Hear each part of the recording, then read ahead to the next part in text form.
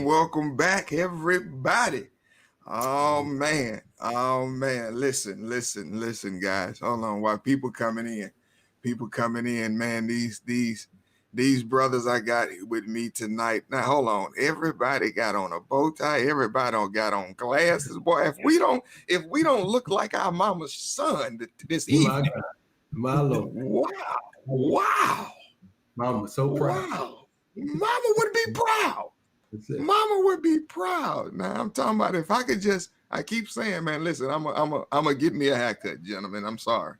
I'm gonna get me a haircut. I'm gonna do something about this Morgan Freeman. I'm gonna do something about it. But I'm gonna change it up and get it switched up. But guys, welcome everybody back again. And Night 4, man. Yes, sir. I'm excited, man. We didn't have a week thus far, man. So we're gonna keep it going. We're gonna keep it going, man. I'm excited for the night. Yeah, absolutely, man. So everybody come on in, get signed in. Make sure, guys, that you are using the comment section, that you are commenting. If you're watching from YouTube, we'll be pulling your comments from YouTube. If you're watching from Facebook, we'll be definitely showing you some love in Facebook.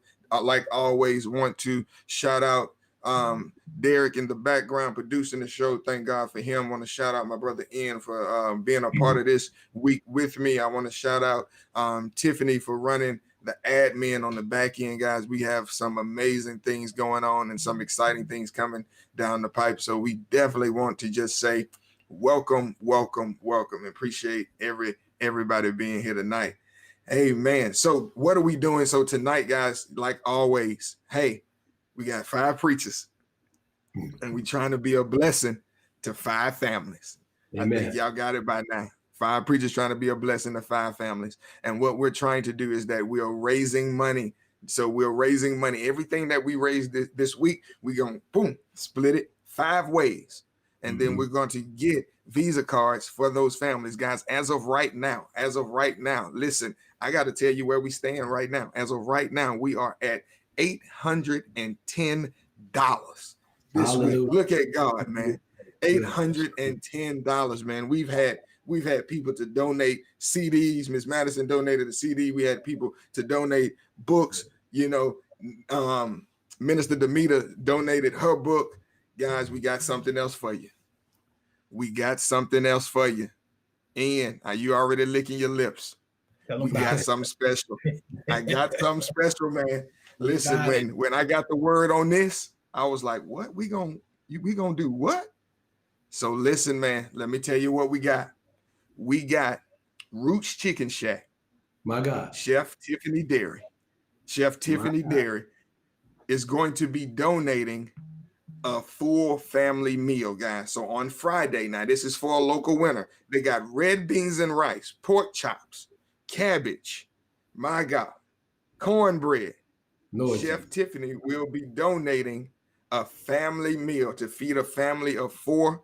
So guys, she's been doing these meal preps every week, getting these meals prepared. So it is going to be a awesome experience. So what we're going to do, we're going to go into everybody who donates from the Cash App. We'll be pulling those names, putting them into a hat, and a local winner. Hope we get a local winner. So we're going to pull it till we get a local winner, because you got to pick it up Friday. So you got to pick it up Friday because it's cooked hot, fresh to order.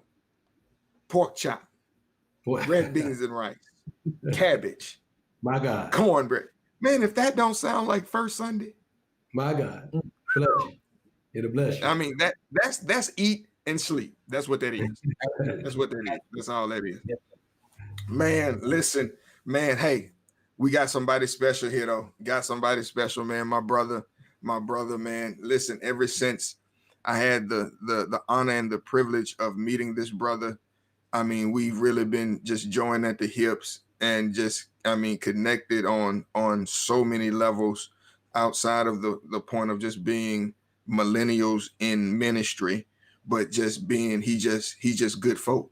You know, he's a good man, and what he does with his family, with his ministry. So I'm just excited to have Pastor Jason Johnson here with me, man. Listen, Man, we excited, man. man, I'm blessed and happy to be here. I saw how much you really didn't like me when you put me out to Pastor Lou and he ripped the paint off the walls last night. So I say Wes really don't love me as much as he say he do to put me behind Brother. such an amazing man, a guy like that. That was some big shoes to fill, man. He did an awesome Boy, job. that joker preached last night, man. That joker Yeah. preached last night. But I knew I what you said, can do. if he can do that right out of surgery, I hate to see him full healthy.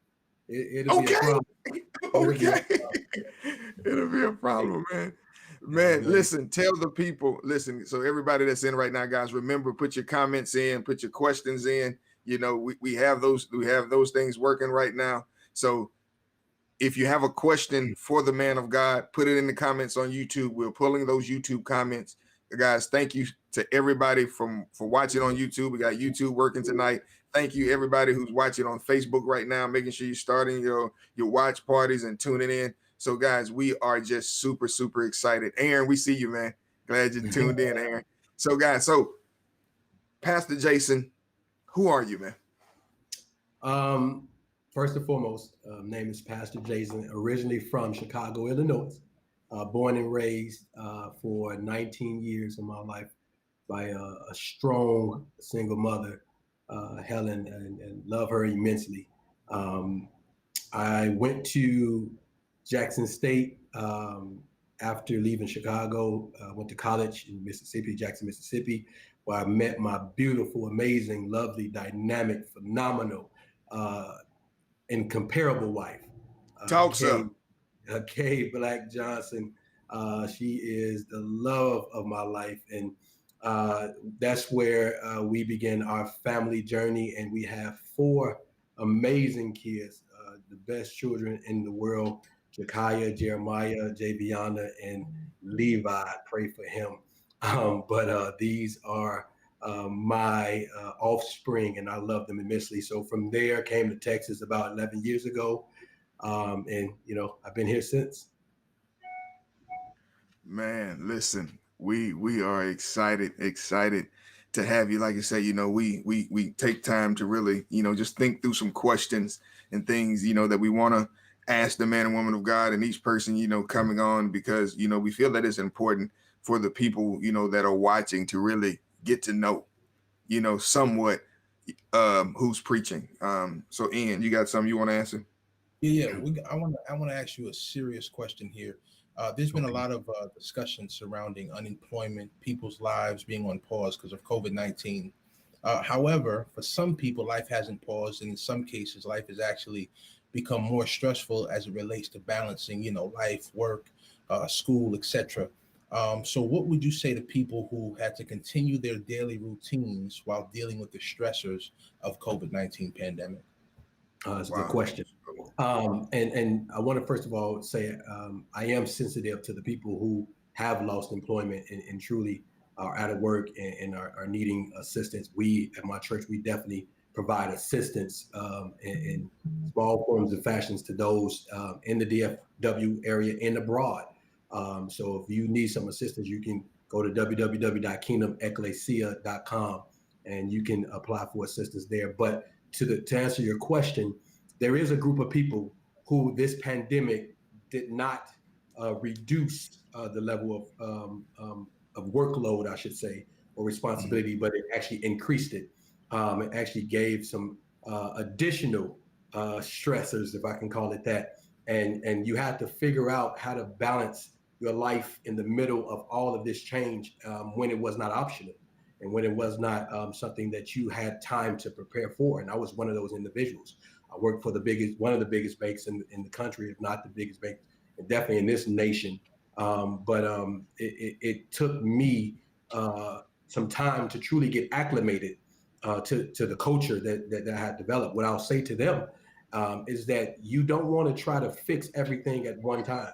There are things that you have to really piece yourself through, and you have to really structure your life in a way to where you work on one thing at a time. And I know that even from my message today, I know we're in this unsettling stage of transition to see if we're going back out, if we're going to stay in, so on and so forth. For my people who are still to be working at home, because there's a lot of people who are going to be working from home, it's not too late to restructure your life. It's not too late to put some things in order in terms of how you run your day, in terms of how you align your moments with yourself, with your family, with your company abroad. You have to make sure that you really set a different paradigm for yourself, because this is a different and a new culture in which we're living in. It's a new norm right now.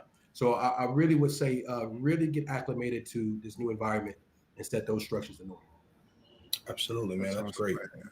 Absolutely, man. Absolutely. Because I know, like, within your platform, and within your baking experience, I know that, you're not just one of those prosperity preachers, like you really preach and teach financial freedom and facts and data and everything to prove it and support that with scripture. So that's just awesome, awesome, awesome that, that you're doing that, man. So let's talk about your ministry, man, and how it started and how much it has evolved and you growing, man. And just, I mean, from that hotel, that was our similarities, like when we met, man, because, Impact started in a hotel, and then Jason started in a hotel, and just seeing what God is doing, man. So, just kind of speak about that. Yeah, well, started out teaching and ministering to my family, my children. I got enough of them, right, to have a little for them. So we raised offering and we got them. My God. But I started out teaching them in the house, in the living room. And when I came to Texas, I really was looking for a church home, and I was searching, and I couldn't find myself to be settled in my spirit at any place. And I began to pray, and I really began to seek God's face on why was I not comfortable in cultures that I was visiting. And when God began to speak to me, my spiritual covering in Mississippi, they gave me a call, and I'll never forget this day. They asked me a question. They said, "So when are you going to start your church?" And I said, "The devil is a liar. That's not going to happen. I don't know. God didn't give me credentials and accolades, and I have no way of really believing that this is what I've been called to do." But long story short, after prayer, months and months and months, and almost a year, I buckled down and I started ministering at a hotel in Irving, Texas. And I started my first service there. And I told God, I said, "Okay, I'll do this until you stop bringing people. Because once people stop coming, I get an opportunity to kind of ease my way out the door." Celebrating 7 years of ministry in April, 7 years later, people hadn't stopped coming. And now we've been able to grow to about 50 individuals. And like you said, like you mentioned, into our space. Now the space that we have is what me and my wife entitled the Place of Purpose, because that's where she does her dance studio. My wife is a phenomenal dance teacher. If you want to follow her on Friday, she does a hip hop class. She does it on Facebook. She's awesome at it. She is really, really exceptional. I mean, truly exceptional. She went to school for it, so she is by far a great dancer. So her dance studio is there. On Wednesday and Sunday, we convert that into the place of the Lord, into the temple of God, and that's where we have church and ministry, and it has been just a blessing. Man, awesome. That's awesome, man. That's awesome. We're gonna tell your wife to get ready. We need to have her on. We're gonna have her when we go back to our Thursday. Let's talk about it and doing that, because really, man, I mean, you guys have a co-ministry, so it's not just, it's you and her, so and even Ian, his wife, she was on tonight, on their Facebook Live through his ministry, so when we look at that, so we look at that dynamic, and how, that woman of God, that wife, to where it's more inclusive, if you will. Right. So how do you manage that, Jason? And then how do you manage that, Ian? I'll go first. How I manage that is truly learning how to be submissive. And I don't know how we strayed away from the context of men being submissive to their wives, because we don't mention it as much in this day, but the Bible says, submit ye one to another. And in her arena, her specialty, she is the boss. She runs the show. It took me some time to get there, but the greater I elevated her, the greater God elevated me.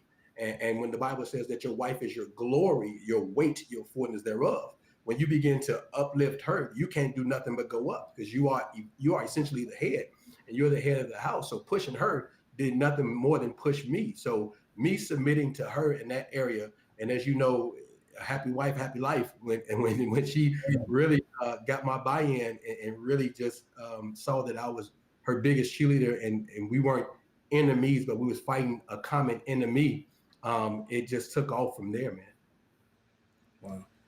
Man, that's awesome. That's awesome. Ian?